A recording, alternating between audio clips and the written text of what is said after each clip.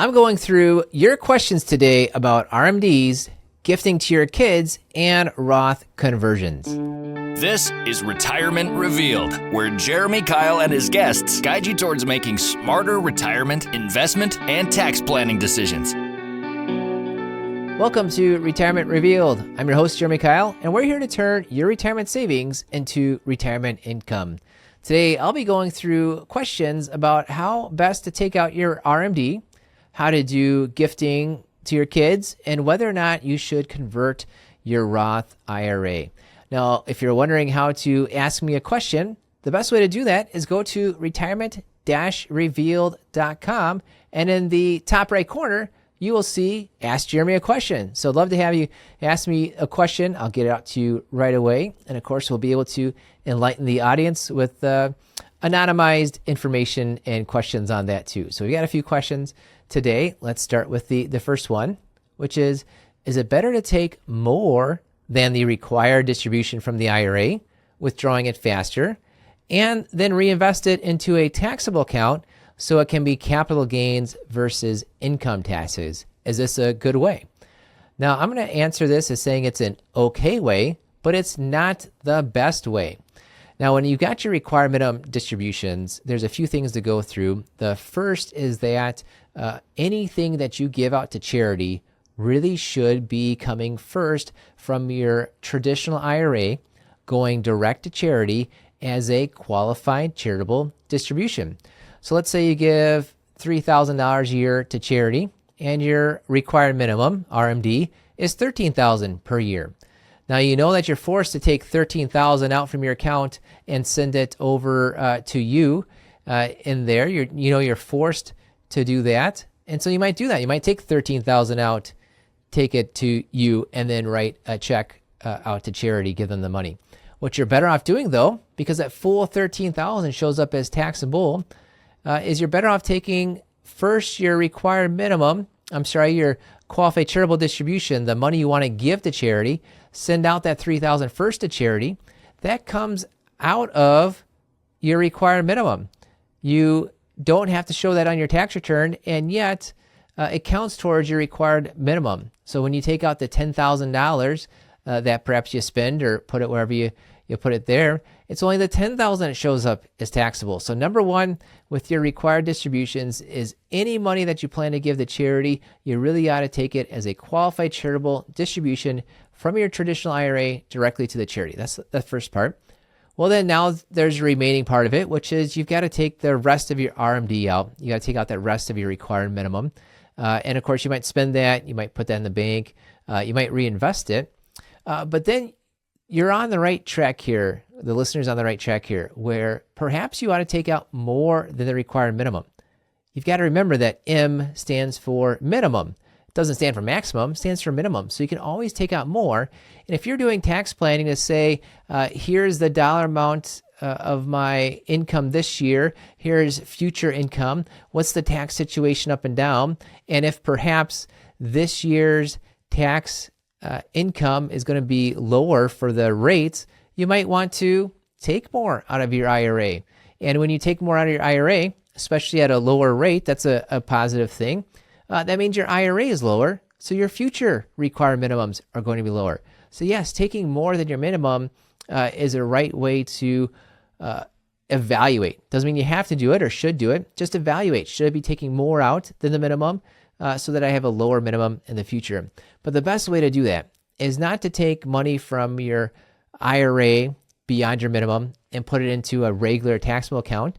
The best thing to do is take money from your IRA beyond your minimum, if that's what you want to do, and move it to a Roth IRA.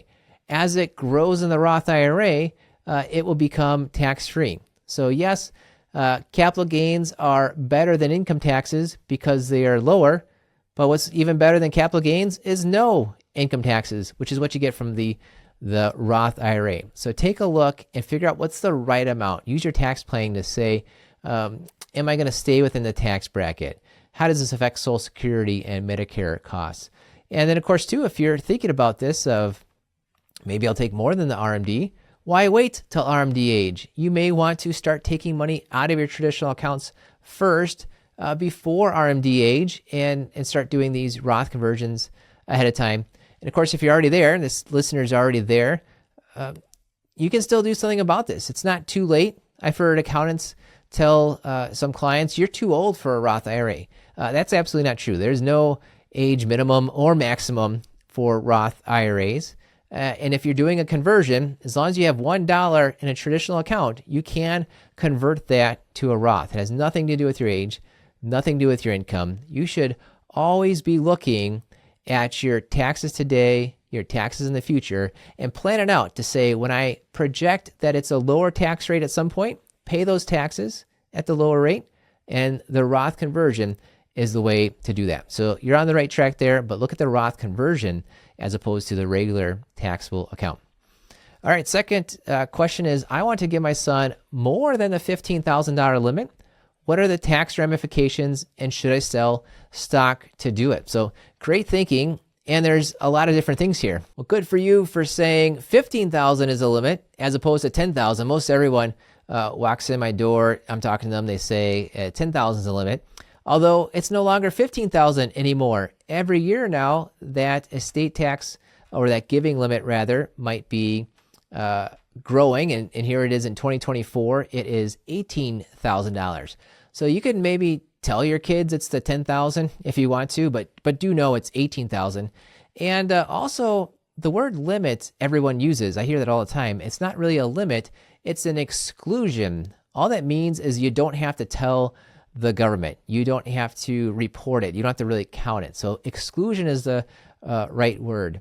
And really, is it that big of a deal, right? If you happen to go above that exclusion amount, let's say you give away $18,001, all you're going to have to do is put that on a tax form and say, I went $1 over that exclusion amount. And why is the government trying to track that exclusion amount?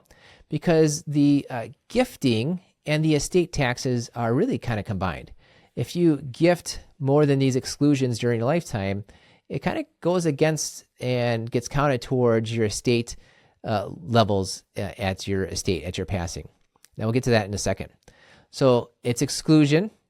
You can absolutely do more. There's no limit. Maybe don't tell your kids that there's a limit, right? Maybe let them know in your mind that there's a limit, right? So you can always give away more. And it's per person, right? So if there's two of you and your kids are married, there's two of them, you could do 18,000 each to 18,000 in the couple there. 18, 18, 18, 18. Now we're talking 72,000 that you could give away with the exclusion. No ramifications of any sort of reporting at all. Now let's talk about the actual tax ramifications. If somebody actually receives a gift, there's no taxes to them. If you give a gift, there might be taxes to you. If you give more than $13.61 million over your lifetime. And of course, if you're married, that's doubling. So what is that? $27.22 million. So as a couple, the whole point of the giving and the taxes don't even come into play right now unless you're over $27 million of giving money away, either while you're living as a gift or in the estate. Most of you listening are not in that area, but hey, if you are, that's exactly when you start paying the taxes is above that $13.6 million for individual, $27.2 million for the couple. So keep that in mind that when you're thinking of gift taxes, estate taxes, probably not applying. Now, what could apply is how did you actually get this money to give away, right? If you took money out of your traditional IRA and happened to give that away, well, it's really two different transactions, and taking money out of your traditional IRA shows up as taxable to you. Giving the money to the kid or whoever is always tax-free to them. Although there's a question here, should I sell stock to do that? If you are someone that sells stock, it would show up as taxable. And then giving the money to your kid, that's not taxable. You might be in a 0% capital gains tax bracket. You might like the idea of selling the stock because you would pay 0% taxes. Then you can gift it to your kid tax-free. You might be in a high capital gain tax bracket.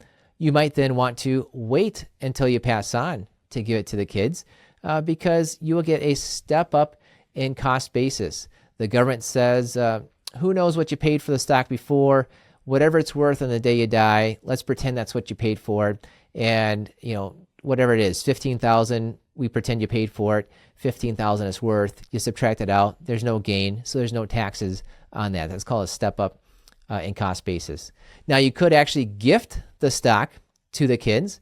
And when you gift the stock while you're living, you're also gifting that cost basis. So if you paid $5,000 for the stock, it's now worth $15,000. When you gift that to the kids, they're getting the $5,000 a basis, the $15,000 value. That's $10,000 of gain that's there that would be paid or would be taxable whenever they sell it. So you really got to keep in mind, if you're going to gift stock, who's got the higher tax bracket. Chances are when you're looking at gifting stock, you might be in your 70s, 80s. I see this kind of happening around then. And that means your kids are in their 50s or so. And usually your tax rates, your income in your 50s are higher than when you're in your 70s and 80s. So really keep in mind, should I be gifting the stock where they might have a higher tax situation than me? Maybe I should be selling the stock so that I have a low tax situation, give them the cash. Or maybe you're holding on to the stock and waiting until you get that step up in cost basis.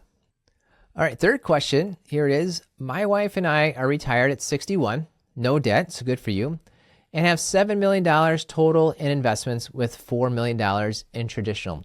Should we convert? Well, obviously, you've saved well, you've got a good amount in investments, and you're like most people, whether you've got 7 million, 700,000, 70,000, most people I run into have half or more of their money, their investments in the traditional type of IRAs. So they're wondering, do I have too much money to convert? Is it really going to matter at all when I've got all this money overall? I just got to say, good for you for planning it out, because when you look at your tax situation, there could be millions of dollars in taxes, especially for you with $4 million in your traditional IRA. There could be millions of dollars in taxes over your lifetime, and you really want to plan it out to see, can I lower my lifetime taxes? Now, most people, and maybe a lot of financial advisors would say, look, you've got enough, you're good to go. Why bother even worrying about it? Well, you might be foregoing lots of money from tax savings. I'd imagine $100,000 or more could be found somewhere by just planning out, when do you want to pay these taxes? And here you are, 61. You aren't able yet to file for Social Security, right? Most likely, unless you've got a survivor situation. Doesn't seem like it though. And your decision on Social Security, the studies show, might cost you $100,000 or $200,000 in terms of, did you file at the right time? Could you have filed at a better time?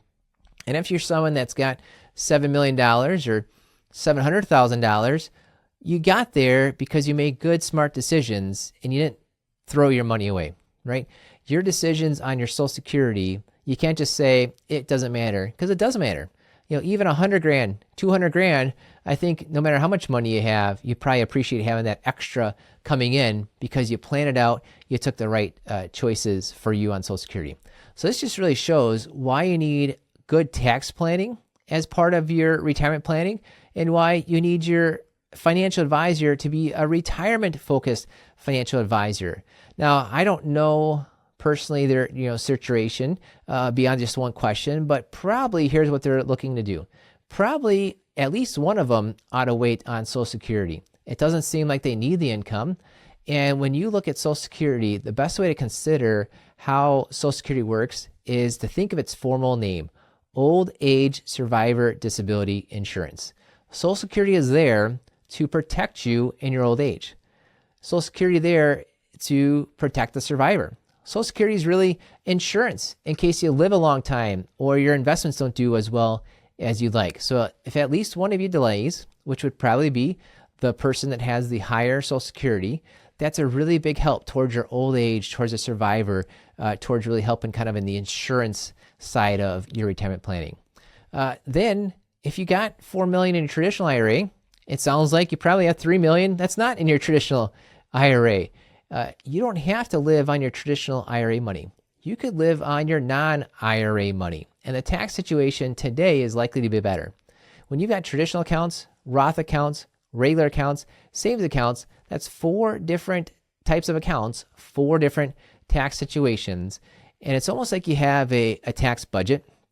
right? You could live off of your traditional accounts, but your tax budget is better served by living off your non-IRA accounts, which will be a better tax situation. You might pull $100,000 out of your non-IRA and have far lower actually show up as taxable. And that just gives you room towards doing maybe $100,000 in a Roth conversion, right? Similar tax situation. It's just how it all worked out. And now you've got extra money in your Roth conversion.